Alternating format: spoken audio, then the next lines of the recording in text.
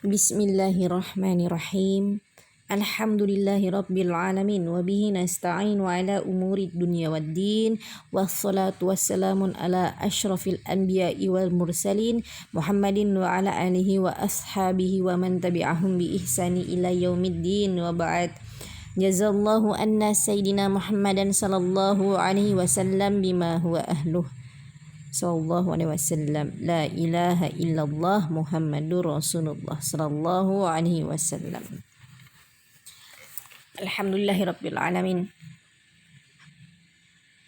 Kita diberikan kesempatan pada kali ini untuk awal pertama untuk daurah tamhidiyah, yaitu mengenal daripada dasar-dasar kosakata bahasa Arab. Jadi yang akan kita bicarakan di daurah tamhidiyah ini, yang kita bahas insyaallah itu ada 10 kosakata bahasa Arab, tamam. Untuk itu kawan-kawan, langsung saja ikhwani wa akhwati fillah yang insyaallah semua dirahmati dan dimuliakan oleh Allah Subhanahu wa taala. Kita mulai dengan membaca bismillahirrahmanirrahim. Raditu billahi rabba wa bil islami dina wa bi Muhammadin nabiyya wa rasulullah. Rabbi zidni ilma warzuqni fahma. Amin amin Allahumma amin. Kita masuk langsung di daurah tamhidiyah pertama di halaman pertama ya.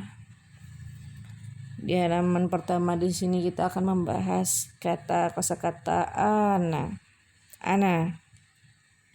Mungkin tidak asing lagi di Indonesia, kita sering juga berbicara bercampur baur tanpa kita sadari. Yang kita gunakan itu juga sebagian adalah kosakata bahasa Arab seperti madrasah, masjid dan sebagainya, itu adalah bahasa Arab ya kawan-kawan. Nah, untuk itu, untuk memperdalam, mungkin juga tidak asing lagi mendengar kata ana sering kita gunakan, yang artinya itu saya. Tamam. Jadi langsung saja kita bahas di kaidah yang ke nomor 1. Perhatikan nomor 1 ini kawan-kawan ya. Nomor 1 ada kata ana. Ana Maryamu. Ana berarti saya, dan ana Maryamu, saya Maryam. Kata ana digunakan untuk mengungkapkan artinya itu saya, aku gitu ya kan. Untuk mengungkapkan, dipergunakan untuk mengungkapkan untuk jati diri kita ini. Saya berbicara tentang diri saya, diriku. Ya, jadi ini digunakan untuk satu orang saja. Tidak untuk orang banyak, tidak untuk dia dan sebagainya. Ana untuk satu orang tunggal, yaitu diri kita sendiri, saya. Ana Maryam. Kemudian kita akan bahas lagi masalah anta. Yang kedua, di sebelah ana ada kata anta di sini. Kemudian ada anta Muhammadun. Anta Muhammadun itu artinya kamu Muhammad, kamu laki-laki Muhammad. Kemudian di bawahnya kawan-kawan kita bisa baca anta ustadzun. Kamu laki-laki seorang ustadz. Anta mahirun. Kamu laki-laki mahir atau pintar, tamam. Jadi yang kita bahas kali ini adalah penggunaan kata anta. Anta artinya kamu, anda, atau engkau ya, bisa ya. Ini adalah kata ganti yang digunakan untuk laki-laki. Anta digunakan untuk laki-laki, dan itu jumlahnya tunggal, tidak boleh 2, 3. Anta hanya satu orang saja ya. Anta dipergunakan untuk satu orang. Jadi kata anta juga ungkapan khusus untuk orang yang mau dia itu tua atau muda, itu terserah. Ungkapan khususnya untuk kamu laki-laki dalam jumlah tunggal. Di dalam bahasa Arab itu ungkapan khusus itu tidak seperti di Indonesia. Kalau Indonesia kan misalkan kamu itu bisa juga kita beda lah, yang mana yang lebih tua, mana yang lebih muda. Sedangkan di dalam bahasa Arab dia sama. Mau dia tua, muda, ya kan, kedudukannya, asalkan dia itu laki-laki maka menggunakan anta. Mau itu dia seorang guru kita yang lebih tua, mau dia itu murid yang lebih muda, sebaya atau lebih tua, seperti itu. Ya, jadi anta hanya untuk digunakan untuk satu orang lelaki tunggal, tidak ada ungkapan khusus, tamam. Oke, kemudian anta mahirun. Anta mahirun di sini berarti mengatakan kamu laki-laki itu kamu laki-laki pandai atau mahir. Ini digunakan juga untuk anta karena untuk ungkapan untuk satu orang, berarti kamu, satu orang, kamu, engkau, Anda ya. Dan ini menunjukkan tentang profesi. Kalau di pertama kita membahas anta Muhammadun, kamu Muhammad, menunjukkan nama. Kedua kita bahas anta ustadzun, anta ustadzun. Ini pembahasannya membahas profesi, afwan, anta mahirun. Ini sifat atau bagaimana ya, kepintaran yang dimiliki kelebihan. Seperti itu kawan-kawan ya, insya Allah mudah dipahami. Jadi ana itu saya, ungkapan tunggal untuk satu orang yaitu diri kita sendiri, saya, aku ya. Kemudian anta, kamu laki-laki, digunakan untuk menunjukkan kata ganti kedua, orang kedua yang lawan kita bicara yang jenisnya laki-laki.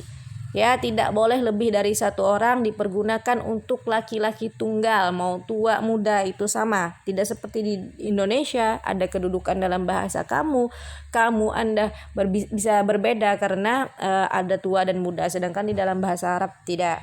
Kemudian kita lanjut ke yang ke nomor 3 kawan-kawan. Di nomor 3 di sini kita membahas mengenai anti. Anti sama juga anti. Kalau tadi anta itu artinya kamu, Anda, engkau, ya, teman bicara kita, pasti ada hadir orangnya, kamu itu.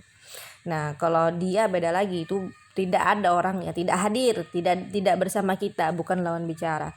Anti itu sama artinya kamu, Anda, ya, engkau. Dia ini digunakan, bedanya dengan anta, digunakan untuk perempuan. Nah, sama tapi kalau tadi laki-laki, ini perempuan. Digunakan untuk perempuan dan jumlahnya itu satu orang, tidak boleh lebih. Misalkan kita bicara kalian, nah kalian tidak memakai anti, beda lagi dalam artinya ya. Nah, itu untuk ungkapan satu orang. Kalau di dalam bahasa Indonesia ada kedudukan, kalau di bahasa Arab mau tua muda sama saja. Anti artinya kamu perempuan. Anta kamu laki-laki, anti kamu perempuan. Di kata pertama kita lanjut di bawah anti, nomor 3 ada anti Maryamu, kamu Maryam, menegaskan kamu nama, kamu Maryam. Kemudian yang kedua anti ustadzatun, menunjukkan profesi, yang artinya anti ustadzatun artinya kamu perempuan seorang ustazah ya. Kemudian yang terakhir ada anti mahiratun, kamu perempuan mahir atau pintar. Nah, di sini di dalam bahasa Arab apa perbedaannya antara anta dan anti? Menggunakan profesi dan juga daripada kepintaran ya di sini yang dimiliki seseorang, anugerah. Gimana sih jelaskannya, afwan. Jadi kalau dia untuk laki-laki tadi anta ustadzun profesinya. Perhatikan, ustadzun. Bedanya kalau perempuan anti ya, anti ustadzatun. Di dalam bahasa Arab itu semua ada jenis. Mau itu benda yang berakal tidak berakal, dia mempunyai jenis. Itu yang tidak ada di dalam bahasa Indonesia. Kalau di bahasa Indonesia dia ya dia, seperti itu. Tapi kalau untuk di bahasa Arab, dia perempuan, dia laki-laki, kamu perempuan, kamu laki-laki, semua ada jenis. Jikalau kalau profesi orang itu tadi ustadzun ditunjukkan untuk lelaki, bagaimana untuk perempuan? Untuk perempuan dia menambahkan tak marbutoh, di akhir kata. Perhatikan, dari kata ustadzun, itu ustadzun berarti laki-laki ya. Jika misalnya kita berbicara tentang dia perempuan, anti ustadzatun, menambahkan tak. Bisa melihat ya di Ustazun di sebelah ustazah itu ada tak marbutoh. Jadi kalau untuk perempuan menambahkan tak marbutoh di akhir kata. Kita perhatikan lagi kembali ke anta. Di anta mahirun, anta mahirun. Di sini kamu laki-laki pintar maknanya ya kan. Kita perhatikan coba ke yang perempuan. Jika kita bicara tentang perempuan, maka menjadi kamu perempuan pintar anti mahiratun. Dengan cara menambahkan tak marbutoh di akhir kata. Yaitu perbedaan antara laki-laki dan perempuan. Seperti itu kawan-kawan ya. Semoga mudah dipahami. Semoga kita diberi pemahaman dalam menuntut ilmu dan mengamalkannya. Amin amin Allahumma amin. Apabila ada kebenaran itu tentunya milik Allah Subhanahu wa taala. Apabila ada kesalahan tentunya milik al-fakir sendiri. Salah khilaf mohon maaf. Kita tutup dengan doa kafaratul majlis. Subhanakallahumma wa bihamdika asyhadu an la ilaha illa anta astaghfiruka wa atubu ilaik.